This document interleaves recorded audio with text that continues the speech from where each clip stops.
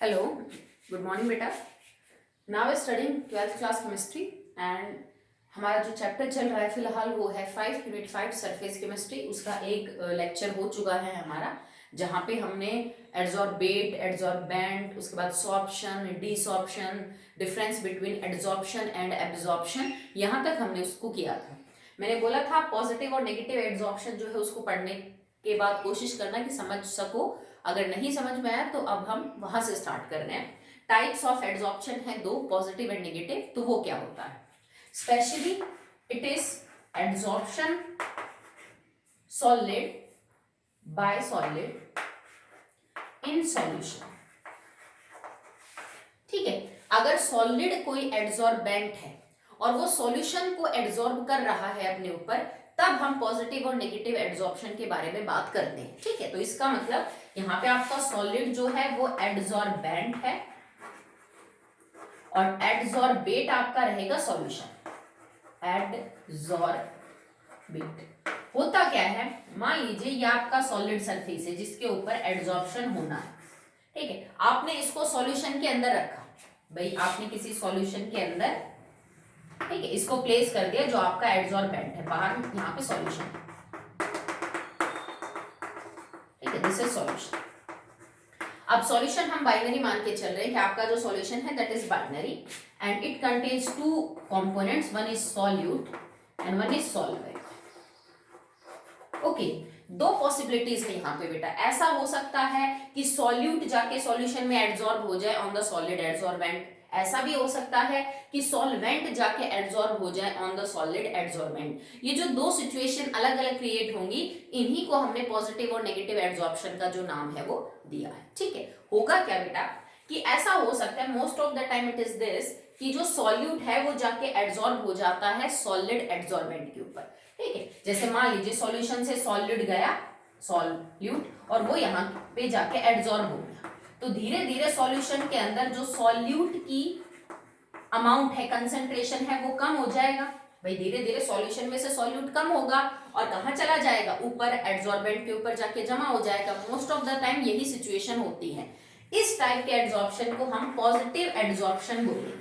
ठीक है, जब सॉलिड एड्सॉर्बेंट के ऊपर सॉल्यूशन में से सॉल्यूट जाके एड्सॉर्ब हो जाए, धीरे धीरे सॉल्यूशन में सॉल्यूट की कंसंट्रेशन कम हो जाए, उसका अमाउंट कम हो जाए, और एक्चुअली में सॉल्यूशन की कंसंट्रेशन भी कम हो गई है। ठीक है, जैसे मैं मान लीजिए मोलैरिटी लिखूं, it is number of moles of solute बटे में volume of solution in litre. Volume तो कम ज्यादा कर नहीं रहे, हम नहीं कर रहे ना, वॉल्यूम तो उतनी है। पर हाँ, अगर आपका सॉल्यूट जो सॉल्यूशन में से निकल के और एड्सॉर्ब हो जाएगा तो नंबर ऑफ मोल सॉल्यूट की क्या हो जाएंगे? घट जाएंगे सॉल्यूशन में से। अगर नंबर ऑफ मोल्स घटेंगे तो मोलैरिटी भी क्या हो जाएगी? कम। तो जब इस टाइप का एड्सॉर्प्शन हो रहा हो कि किसी सॉल्यूशन में से सॉल्यूट जो पार्टिकल है वो जाके सॉलिड एड्सॉर्बेंट पे एड्सॉर्ब हो जाए, चिपक जाए वहां पे, और इस नाते जो सॉल्यूट की कंसंट्रेशन है वो एड्सॉर्बेंट के ऊपर तो ज्यादा हो जाएगी, पर सॉल्यूशन में से सॉल्यूट घटता चला जाएगा, और उसके नतीजे क्या होगा कि जो सॉल्यूशन में से सॉल्यूट का अमाउंट घटेगा तो concentration of solute will decrease. इस टाइप के एड्सॉर्प्शन को हम क्या बोलते हैं? Positive adsorption. क्लियर है? ओके, नाउ अब एक जो अपोजिट केस बच गया दैट इज नेगेटिव एड्सॉर्प्शन। भाई नेगेटिव में क्या हो सकता है कि सॉल्यूशन में से अब सॉल्वेंट जो पार्टिकल्स है वो एड्सॉर्ब हो गए। ठीक है, अब सॉल्यूशन के अंदर से सॉल्वेंट पार्टिकल ऊपर चले गए, इसका मतलब सॉल्वेंट पार्टिकल कम हो रहे हैं। ठीक है, और जो आपका सॉल्यूट है वो यहाँ पे ज्यादा बढ़ रहा है। मान लो पहले यहाँ पे 50 तो सॉल्वेंट के थे और मान लीजिए 10 सॉल्यूट के पार्टिकल्स थे। ठीक है, पहले वाले सिचुएशन में ये 10 ऊपर जाके, 10 में से हो सकता है 8 ऊपर चले गए, नीचे 2 ही बचे, सॉल्वेंट के नहीं जा रहे थे।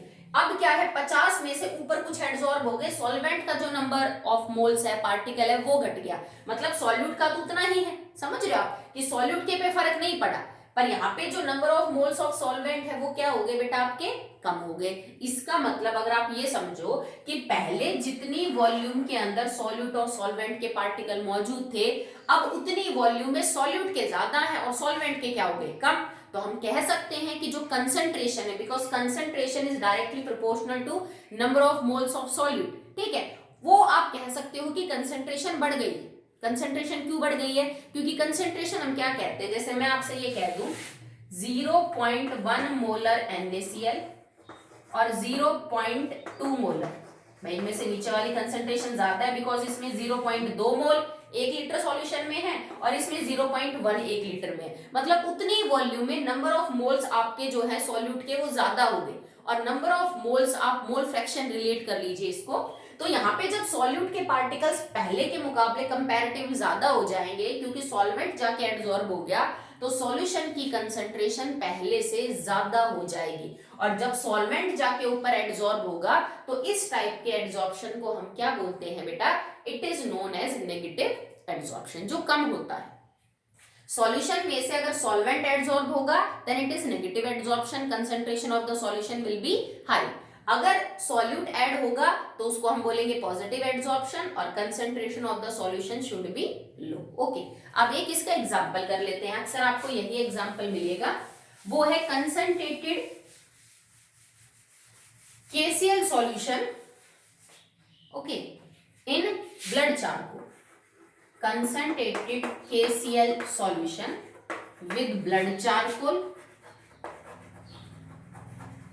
और एक है dilute KCl with blood charcoal. blood charcoal, ये दो ही एग्जाम्पल हैं जो आपको अक्सर देखने को मिलेंगे पॉजिटिव और नेगेटिव एब्जॉर्प्शन में। अगर आप कंसंट्रेटेड KCl सॉल्यूशन को ब्लड चारकोल, एक टाइप का चारकोल होता है बेटा, जैसे बोन चारकोल है, शुगर चारकोल है, एक्टिवेटेड चारकोल है, आपने 11th में पढ़ा है इनको। तो ब्लड चारकोल के पास जो कि एक अच्छा एब्जॉर्बर है, उसके पास आप कंसंट्रेटेड KCl को रखोगे तो it will show positive absorption, और अगर आप उस डाइल्यूट सॉल्यूशन को रखोगे तो it will show negative absorption. ठीक है, मतलब यहाँ पे KCl जाके एब्जॉर्ब हो जाएगा और यहाँ पे जो वाटर है वो जाके क्या हो जाएगा, एब्जॉर्ब। तो concentrated KCl with blood charcoal positive absorption, and dilute KCl solution with blood charcoal that is negative absorption. I hope आपको क्लियर है। अगला टॉपिक हमारा रहेगा the factors that can decide the absorption, जिसके ऊपर डिपेंड करता है absorption. So the next topic is factors affecting adsorption of gases by solid। अब जो हम फैक्टर्स डिस्कस कर रहे हैं वो इसके ऊपर बेस्ड है बेटा, कि सॉलिड आपका एड्सॉर्बेंट है और गैस उसके ऊपर एड्सॉर्ब हो रही है। ओके, हमने पहले भी एक वर्ड यूज किया था एक्लूजन। अगर मेटल सरफेस के ऊपर कोई गैस एड्सॉर्ब होती है तो स्पेशली उस एड्सॉर्प्शन को हम एक्लूजन बोलते हैं। अगर किसी भी सॉलिड पे, अदर देन वो मेटल भी कुछ हो सकता है, अगर सॉलिड एड्सॉर्बेंट है और गैस जो है आपकी एड्सॉर्बेट है, तो इस कंडीशन में एड्सॉर्प्शन जो है किन किन बातों के ऊपर डिपेंड करेगा, हम उनको डिस्कस कर रहे हैं।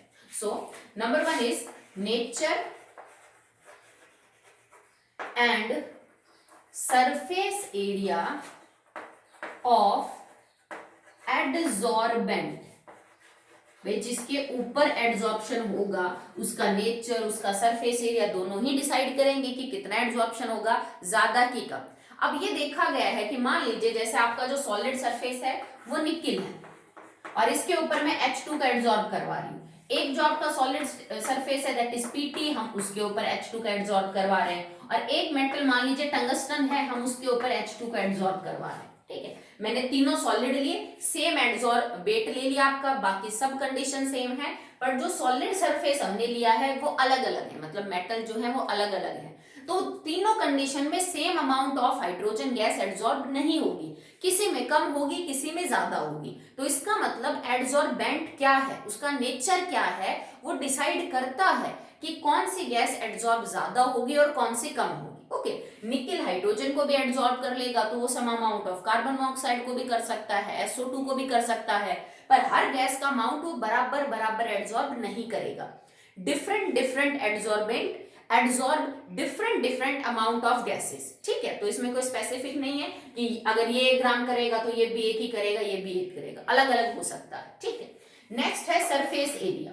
सरफेस एरिया से हमारा मतलब है बेटा, देखो एड्सॉर्बेंट के ऊपर जाके मॉलिक्यूल्स को चिपकना है, एड्सॉर्बेट के जितना ज्यादा सरफेस अवेलेबल होगा एड्सॉर्बेट के मॉलिक्यूल के लिए उतना ही ज्यादा वो आके चिपकेंगे। अब मान लीजिए एक बार तो आपने एक छोटा सा टुकड़ा काट लिया निकिल का, इस टाइप के मान लीजिए आपने क्यूब काट ली, ओके, और आपने हाइड्रोजन गैस को रख दिया, तो क्यूब का जितना सरफेस एरिया अवेलेबल है वो उसके ऊपर मॉलिक्यूल जाके एड्सॉर्ब हो जाएंगे हाइड्रोजन के। अब मैंने इसी क्यूब को बहुत ही बारीक पाउडर में कन्वर्ट कर दिया, मतलब same amount, same mass, same cube, और इस क्यूब के मैंने बहुत छोटे छोटे पार्टिकल कर दिए। मतलब इसको जैसे चीनी के क्रिस्टल नहीं होते, नमक के क्रिस्टल, हमने चीनी के साइज के इसके पार्टिकल बना दिए। तो जब आप इसी क्यूब के चीनी के साइज के पार्टिकल बनाओगे तो इसका सरफेस एरिया कितना बढ़ जाएगा, आप इस बात को समझते हो। जब सरफेस एरिया बढ़ेगा तो वो सरफेस ज्यादा नहीं हो गया एड्सॉर्बेट के लिए, एड्सॉर्प्शन करने के लिए। तो भाई थोड़ा सरफेस अवेलेबल है तो एड्सॉर्बेट के मॉलिक्यूल थोड़े आके चिपकेंगे, थोड़ा एड्सॉर्प्शन होगा। अगर सरफेस एरिया ज्यादा अवेलेबल है तो ज्यादा एड्सॉर्प्शन होगा, ठीक है। तो एड्सॉर्प्शन का जो रेट है, उसका जो अमाउंट है, that depend upon surface area. Adsorbent का जितना भी ज्यादा सरफेस एरिया होगा उतना ही बेटर क्या होगा, एड्सॉर्प्शन होगा। मतलब अगर आप सॉलिड निकिल को लोगे in the form of a block, ठीक है, तो वो निकिल हाइड्रोजन को कम एड्सॉर्ब करेगा। अगर उतने ही निकिल को आपने पाउडर के फॉर्म में कन्वर्ट कर दिया तो वो निकिल ज्यादा गैस को अपने ऊपर क्या कर सकता है, एड्सॉर्ब कर सकता है। तो सरफेस एरिया बढ़ाने से एड्सॉर्प्शन बढ़ेगा।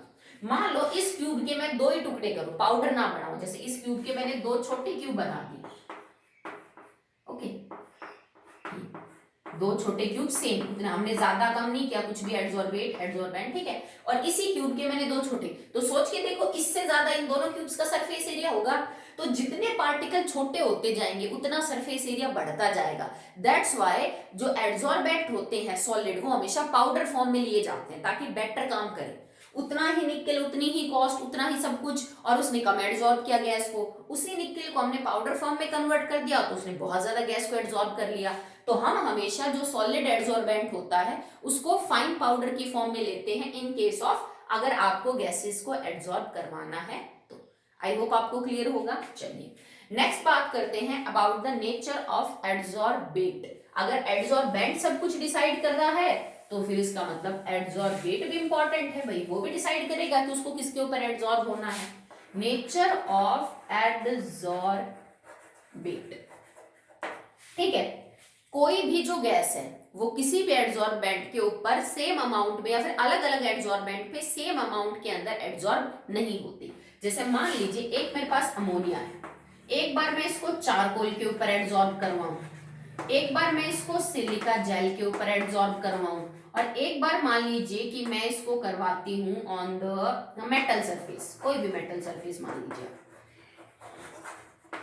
ठीक है। ये तीनों मेरे पास सॉलिड एड्सॉर्बेंट है, charcoal, silica gel, metal surface. Gas आपने एक ही ले रखी है, टेम्परेचर, प्रेशर, बाकी सब चीज फिक्स है, जो भी अफेक्ट कर सकती है, बाकी सब हमने कांस्टेंट ले रखा है। तो अमोनिया चारकोल पे जितनी एड्सॉर्ब होगी उतनी सिलिका जेल पे नहीं होगी, उतनी ही मेटल सरफेस के ऊपर नहीं होगी।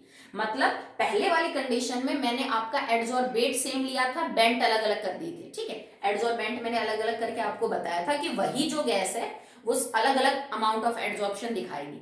अगर आप एक ही एड्सॉर्बेट कर दो, जैसे मान लीजिए एड्सॉर्बेट मैंने ये कर दिया और एड्सॉर्बेंट अलग अलग है, आप अपोजिट भी कर सकते हो कि मान लीजिए मैंने एड्सॉर्बेंट जो है वो कर दिया सेम और गैस अलग अलग ले ली, जैसे मान लीजिए सिलिका जेल की ले रहे हैं और एक बार मैं ऐड करवा रही हूँ इसके ऊपर कार्बन मोनोऑक्साइड, एक बार अमोनिया ऐड करवा रहे हैं और एक बार CO2 ऐड करवा रहे हैं और एक बार मान लो मीथेन। दोनों अफेक्ट करते हैं बेटा, चाहे एड्सॉर्बेंट हो चाहे एड्सॉर्बेट हो, दोनों फर्क डालते हैं, ठीक है। आप ऐसे रैंडमली कुछ भी नहीं लिख सकते हो। तो अगर आपका एड्सॉर्बेट सेम है तो सेम एड्सॉर्बेट अलग अलग एड्सॉर्बेंट पे अलग अलग अमाउंट में एड्सॉर्ब होगा। अगर आपकी गैसेस डिफरेंट है, मतलब एड्सॉर्बेट अलग है बट एड्सॉर्बेंट सेम है, तब भी इनका जो अमाउंट है वो क्या मिलेगा, आपको अलग अलग मिलेगा। अगर एड्सॉर्बेट अलग अलग है और एड्सॉर्बेंट सेम है तो आप ये कुछ बहुत आपको डाटा दिया मिले तो आप ये बता सकते हो कि कौन सी गैस ज्यादा एड्सॉर्ब होगी और कौन सी गैस जो है वो कम।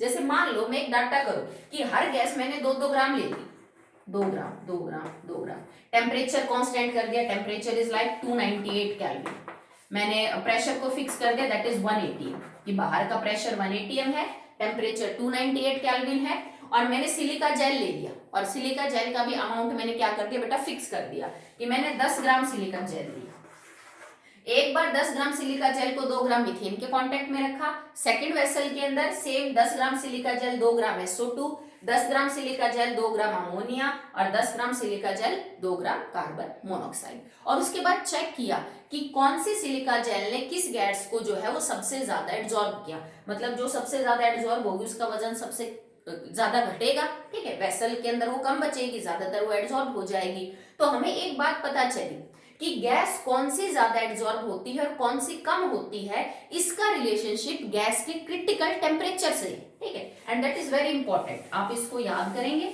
और कॉम्पिटिटिव एग्जाम में कई बार क्रिटिकल टेम्परेचर देके आपसे पूछ लेते हैं कि विच विल बी एब्जॉर्ब मोर, ठीक है, तो आप याद रखना क्रिटिकल टेम्परेचर जो होता है, ये हम +1 में डिस्कस कर चुके हैं। Critical temperature is the temperature above which a gas can not be liquefied however high pressure we may apply. Critical temperature किसी भी गैस के लिए वो टेम्परेचर होता है जिससे ऊपर उस गैस को लिक्विड में कन्वर्ट नहीं किया जा सकता, चाहे आप जितना मर्जी प्रेशर लगा दो। भाई अगर आप गैस को लिक्विड में कन्वर्ट करना चाहते तो आपके पास दो पैरामीटर है, temperature should be low and pressure should be high. हम टेम्परेचर घटाते ला रहे हैं, प्रेशर को ज्यादा कर रहे हैं, गैस लिक्विड में कन्वर्ट हो जाएगी। पर हर गैस के लिए एक टेम्परेचर वो होता है जिस टेम्परेचर से ऊपर आप कभी भी गैस को लिक्विड में कन्वर्ट नहीं कर सकते, बेशक से कितना ही प्रेशर लगा दो, वो उस गैस का क्रिटिकल टेम्परेचर होता है। और क्रिटिकल टेम्परेचर जो है is directly proportional to the ease of liquefaction मान लो या लिक्विफेक्शन, ठीक है। जो ईज ऑफ लिक्विफिकेशन है इसका मतलब क्या हो जाएगा, लिक्विफेक्शन। इसका मतलब है कि आप कितनी आसानी से जो है वो उस गैस को लिक्विड में कन्वर्ट कर सकते हो, ओके। अगर किसी गैस का क्रिटिकल टेम्परेचर बहुत हाई है तो उस गैस को आसानी से लिक्विड में कन्वर्ट किया जा सकता है और उस गैस का फिर एड्सॉर्प्शन भी क्या होगा, अच्छा होगा। ये तीन चीज आपस में डायरेक्टली रिलेट करती हैं। अगर मैं आपको तीन गैस दे दूं SO2, NH3 और CH4, और ये मैं सिर्फ आपको समझाने के लिए ले रही हूँ, at a constant temperature constant pressure, इसका क्रिटिकल टेम्परेचर हो 40 डिग्री सेल्सियस, इसका हो 50 डिग्री सेल्सियस और इसका हो 27 डिग्री सेल्सियस, मैंने माना है अपनी तरफ से कि तीनों का क्रिटिकल टेम्परेचर आपको दे रखा है। आपसे ये पूछा जाएगा बेटा इसमें से सबसे बेटर कौन सी गैस एड्सॉर्ब होगी on particular adsorbent just like charcoal, okay. तो आप क्या देखोगे कि सबसे ज्यादा क्रिटिकल टेम्परेचर किसका है, अमोनिया का, तो उसको आसानी से लिक्विड में कन्वर्ट किया जा सकता है और वो आसानी से एड्सॉर्ब हो सकती है, मतलब मॉलिक्यूल आराम से आके रिटेन हो सकते हैं सॉलिड सरफेस पे। तो इसको याद रखिएगा बेटा, critical temperature is directly proportional to the ease of liquefaction. जितनी आसानी से आप किसी गैस को लिक्विड में कन्वर्ट कर सकते हो उतनी ही आसानी से वो गैस एड्सॉर्ब हो जाएगी किसी भी सॉलिड सरफेस के ऊपर, ठीक है। तो TC की वैल्यू देख के ईज ऑफ लिक्विफिकेशन का पता किया जा सकता है और ईज को देख के आप ये बता सकते हो कि which gas will be adsorb more and which gas is adsorb less. आपकी बुक में डाटा गिवन है एक्टिवेटेड चारकोल के ऊपर डिफरेंट गैसेस का कि ये जो गैस है कितनी एड्सॉर्ब होती है। क्रिटिकल टेम्परेचर किसी भी गैस का हमें उसके इंटरमॉलिक्यूलर फोर्सेस के बारे में बताता है। अगर किसी गैस का क्रिटिकल टेम्परेचर बहुत हाई है तो इसका मतलब यह है कि गैस के मॉलिक्यूल्स में अच्छा खासा फोर्स ऑफ अट्रैक्शन है और वो आसानी से कन्वर्ट हो सकते हैं इनटू लिक्विड। देखो अब मान लीजिए गैस के दो पार्टिकल हैं, इतने पास है, उनमें इंटर पार्टिकल फोर्स अच्छी है तो वो आराम से लिक्विड में कन्वर्ट हो जाएंगे। आप जैसे उनको टेम्परेचर कम करोगे, प्रेशर अप्लाई करोगे, ये पास आएंगे, लिक्विड में कन्वर्ट हो जाएंगे। अगर गैस के पार्टिकल्स के अंदर फोर्स ऑफ अट्रैक्शन कम है तो आपको ज्यादा मेहनत करनी पड़ेगी इनको लिक्विड स्टेट में कन्वर्ट करने के लिए। तो क्रिटिकल टेम्परेचर आपको फोर्स ऑफ अट्रैक्शन के बारे में बताता है। जिन गैसेस में ये फोर्स ऑफ अट्रैक्शन अच्छी है उनका TC अच्छा मिलेगा, वो आसानी से लिक्विड में कन्वर्ट हो सकती है, वो एड्सॉर्ब भी बेटर होंगी बजाय उन गैसेस के जिनका जो क्रिटिकल टेम्परेचर है वो कम होता है। तो कई बार इस पे आ जाते हैं क्वेश्चन कि आपको किसी गैस ABC मान ले या फिर कुछ दे दे और उनका TC दे के आपसे अमाउंट ऑफ एड्सॉर्प्शन के बारे में वो पूछ सकते हैं, हाइयर, लोअर, इंक्रीजिंग ऑर्डर या decreasing order, okay. So now the third factor is, तो थर्ड फैक्टर आपका है temperature that has marked effect. इसका बहुत इफेक्ट होता है। मैंने अभी जो आपको समझाया उसमें मैंने बोला that pressure is constant, temperature is constant, अगर मैं वो बदल देती तो फिर ये चीजें भी बदल सकती थी। तो थर्ड है आपका टेम्परेचर। टेम्परेचर का क्या फर्क पड़ता है बेटा, अगर गैस आपके पास एडसॉर्बेट है और आपका जो सॉलिड है वो एडसॉर्बेंट है, ठीक है, दोनों मिलके इन द इक्विलिब्रियम और एडसॉर्प्शन हो रहा है, अब इस प्रोसेस में आपको ये बात समझनी पड़ेगी कि इज दिस प्रोसेस एंडोथर्मिक और एक्सोथर्मिक, ठीक है, तभी तो आपको समझ में आएगा कि टेम्परेचर बढ़ने या घटने से इस पे क्या फर्क पड़ता है। तो एड्सॉर्प्शन को हमने लास्ट वीडियो में ये प्रूव किया that it is always with a few exception it is always exothermic. भाई ये एक्सोथर्मिक है, अमाउंट ऑफ हीट बाहर रिलीज होगी जब भी कोई गैस सॉलिड सरफेस के ऊपर एड्सॉर्ब होगी। अगर according to the Le Chatelier principle आपकी रिएक्शन एक्सोथर्मिक है तो टेम्परेचर बढ़ाने के साथ reaction will go in the backward direction. Okay, so according to the Le Chatelier principle on increasing temperature reaction will go in backward direction। और backward direction क्या कहती है बेटा आपके पास कि backward direction का मतलब है एड्सॉर्प्शन वापस किस में कन्वर्ट हो रहा है, गैस और सॉलिड में। मतलब पहले जो एड्सॉर्प्शन हो गया था सॉलिड सरफेस पे गैस का, अब वो हट रहा है, गैस अपनी जगह छोड़ के जा रही है और एड्सॉर्बेट अलग हो रहा है, एड्सॉर्बेंट अलग, मतलब ये तो डिसॉर्प्शन हो गया। भाई इधर अगर एड्सॉर्प्शन हो रहा है तो बैकवर्ड प्रोसेस इज डिसॉर्प्शन, ठीक है। तो टेम्परेचर बढ़ने के साथ तो रिएक्शन बैकवर्ड डायरेक्शन के अंदर जाएगी, इसका मतलब डिसॉर्प्शन होगा। तो आप ये कहोगे कि टेम्परेचर शुड बी लो, अगर आपको एड्सॉर्ब करवाना है किसी गैस को सॉलिड एड्सॉर्बेंट पे तो टेम्परेचर को हम कम रखेंगे। टेम्परेचर बढ़ने के साथ एड्सॉर्प्शन का जो अमाउंट है वो क्या हो जाएगा बेटा, कम हो जाएगा। सिंपल रीजन है, मैंने गैस के मॉलिक्यूल्स को एड्सॉर्ब करवाए सॉलिड सरफेस के ऊपर, temperature is 298 kelvin, pressure is fix, ठीक है, प्रेशर को कांस्टेंट कर दो 180। उसके बाद हमने सॉलिड सरफेस का जो टेम्परेचर है वो इंक्रीज कर दिया टू 310 केल्विन, और प्रेशर अभी भी वही, अगर प्रेशर को बदलेंगे तो फिर आपका रिजल्ट बदल जाएगा, प्रेशर को हमने कांस्टेंट कर रखा, ठीक है। टेम्परेचर बढ़ने का मतलब क्या है, टेम्परेचर अगर आप बढ़ाओगे तो जो गैस के मॉलिक्यूल्स हैं kinetic energy is directly proportional to the temperature, हमने काइनेटिक मॉलिक्यूलर थ्योरी में पढ़ा है। जैसे जैसे आप टेम्परेचर बढ़ाओगे गैस के मॉलिक्यूल्स की काइनेटिक एनर्जी बढ़ेगी, अगर गैस के मॉलिक्यूल्स की काइनेटिक एनर्जी बढ़ेगी तो वो इस सरफेस को छोड़ के दूर जाएंगे, ऑब्वियस सी बात है, उनका मोशन बढ़ेगा, उनकी वेलोसिटी बढ़ेगी, तो वो इस सरफेस से दूर जाएंगे और डिसॉर्प्शन होगा ना कि एडसॉर्प्शन। अगर आप टेम्परेचर को कम कर देंगे, जैसे मान लो मैंने 298 लिखा, अब 298 से मैं टेम्परेचर को घटा दी 250 केल्विन, तो घटाने का मतलब क्या है, आपने काइनेटिक एनर्जी भी कम कर दी, काइनेटिक एनर्जी का कम का मतलब है वेलोसिटी कम कर दी, मोशन कम कर दिया गैस के पार्टिकल्स का। अगर मोशन कम कर दिया तो वो चिपके रहेंगे, वो बाहर निकलने की कोशिश नहीं करेंगे। तो टेम्परेचर का इतना इफेक्ट है कि जैसे जैसे आप टेम्परेचर बढ़ाओगे गैस सॉलिड के ऊपर एड्सॉर्ब कम होगी, जो एड्सॉर्ब हो चुकी है वो बाहर निकलनी शुरू हो जाएगी। तो जैसे मान लो पहले 5 ग्राम एड्सॉर्बेंट के ऊपर 2 ग्राम गैस एड्सॉर्ब हो रही थी, टेम्परेचर बढ़ाया तो 2 ग्राम में से भी कुछ मॉलिक्यूल बाहर निकलेंगे, तो घट गया ना एड्सॉर्प्शन, पहले 2 ग्राम था अब 2 से कम हो जाएगा। अगर आप टेम्परेचर को घटा देते हो तो अगर इसमें 2 ग्राम है तो 2 से ज्यादा एड्सॉर्ब हो जाएगी, 2.5 आंसर आ जाएगा 2.6। तो increase in temperature will shift the reaction in the backward direction, मतलब डिसॉर्प्शन होगा, और decrease in the temperature will shift the reaction in the forward direction according to the Le Chatelier principle, और forward reaction में adsorption होगा और backward reaction के अंदर क्या होगा बेटा, डिसॉर्प्शन। तो अभी तक हमने 3 फैक्टर डिस्कस किए हैं, nature of adsorbate and adsorbent, surface area of adsorbent, and third one is temperature on the system, कि जहां पे आप एड्सॉर्प्शन कर रहे हो उसका टेम्परेचर क्या है सरफेस का। फोर्थ जो पॉइंट रहेगा that will be pressure, pressure important है तो उसको मैं नेक्स्ट वीडियो में डिस्कस करूंगी। ओके।